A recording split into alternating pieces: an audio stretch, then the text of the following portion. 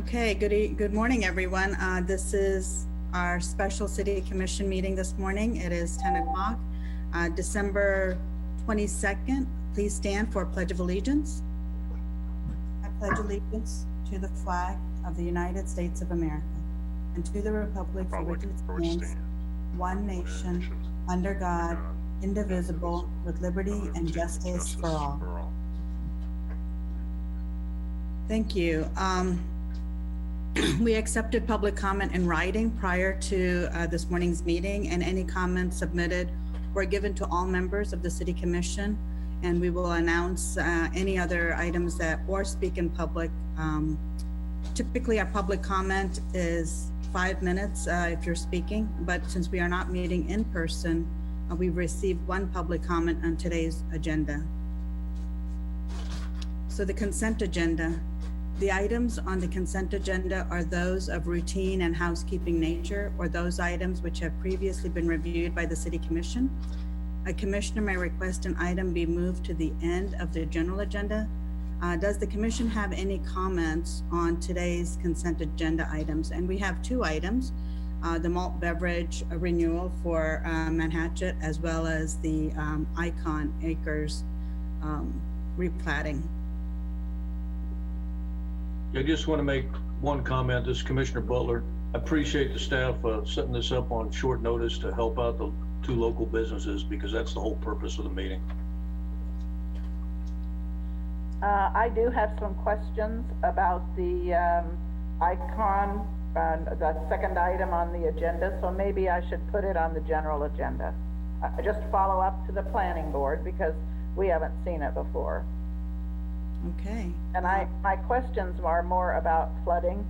So that's been an issue on this property, and I just would like to hear the planning board. There was no one from the engineering staff at the planning board meeting, it seems, or at least that's how I read the minutes. So I'd like just to have the opportunity to ask some questions. So this is Mayor Reddy. Is the typical protocol to approve the consent agenda item and move this one to, since we don't have a general agenda per se, move this, or shall we just have the discussion right now? Either way is going to be fine, Mayor.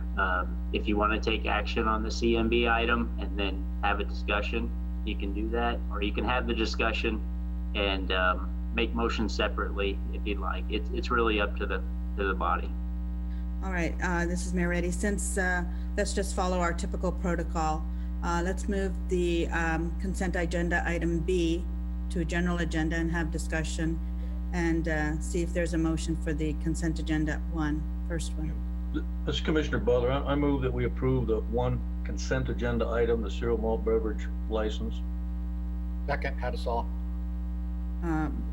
Brenda or whoever is, I think Brenda is. Brenda, would you please call the roll?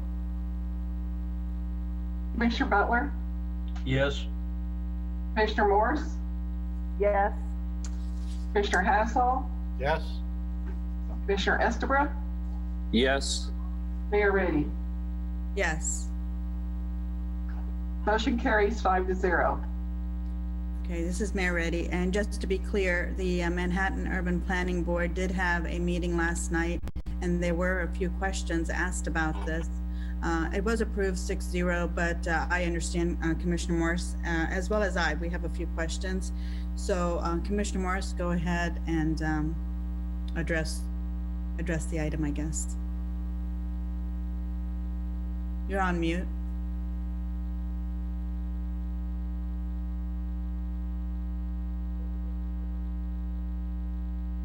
There we go. I had some questions. It spoke in the, I'd like to have the lots just specified for us. The map shows 5 lots, but I read in the text there were 3, and I'm sure it's just in the reading of it. So that was one question.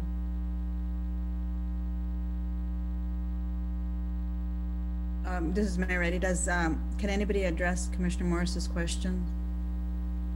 Yeah, this is Chad Bunger with the Community Development Department. Happy to address that. Let me see if I can share my screen adequately. Let's do this. So hopefully you can see the plat, and I'll try to zoom it in. So the map, our GIS map, shows some older lot line boundaries when previous owners were in, previous owners had separate tracts. What they're doing, Icon Investment owns a large majority of this land.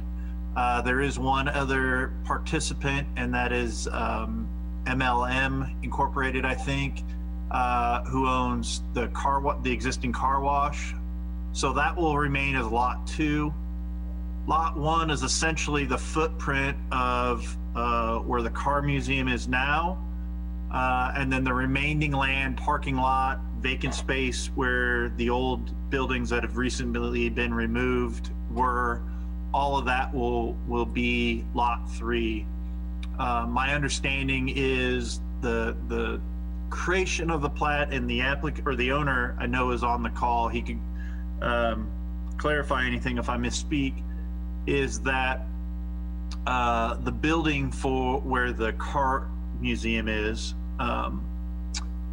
They would like to transfer that to the ownership of the museum, and so Lot 1 will accommodate that transfer so that the museum will own just the building and the immediate ground around it. The car wash is its separate tract of land, and then everything else has been reserved as one large tract.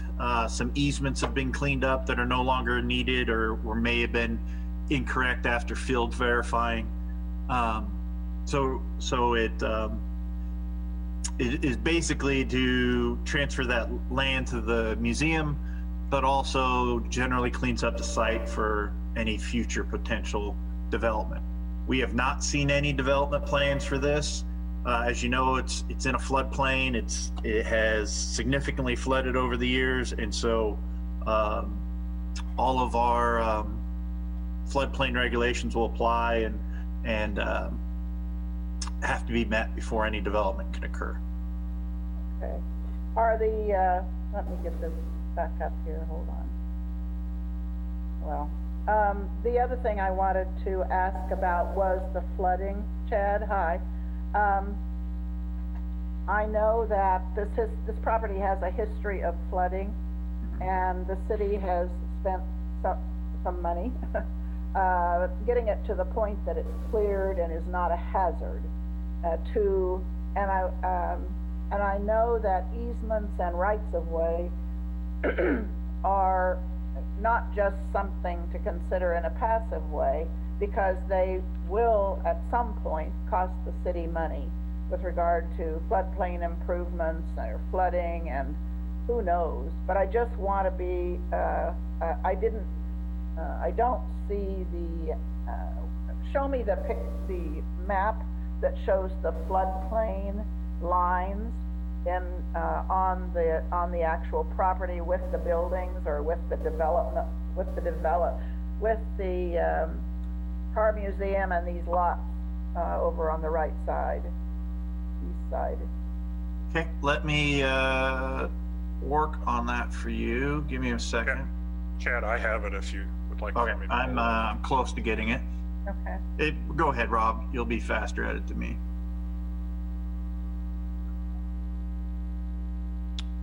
Good morning, Commissioners. Rob Ott, Director of Public Works. So, Chad, hopefully you can see this well enough. This is Riley County GIS, and we have all the floodplain layers turned on here. This is the car museum here, Commissioner Morris, just to help kind of orientate you. Sure. You mentioned other buildings that have been raised and removed. And you have a combination. The green is floodway. Your red is the 1% event floodplain. And then the, I don't know, Chad, if you call that yellow or amber, but the yellow area is 1% feature conditions. So what further questions did you have, Commissioner? Over in the area of the car museum and is another striped section. That is what, the 2% area? No, So the colors again, Yeah, yellow? yellow is 1% future Okay. conditions. Uh-huh, Red is your 1% existing floodplain today. As you know, our floodplain regulations set up in the subdivision regulations have guidance in terms of elevation and criteria in terms of if they should try to pull a building permit, they have to follow those guidance and those rules, and community development and risk management from the fire department reviews those plans and applies those various rules. As Chad mentioned earlier, I don't believe we have anything before us to evaluate, so we don't know what they're planning, but they are subject to all those rules and regulations of the floodplain that okay. we have in our subdivision regulations, if that helps you. Well, it's difficult without, this is the point at which we would determine.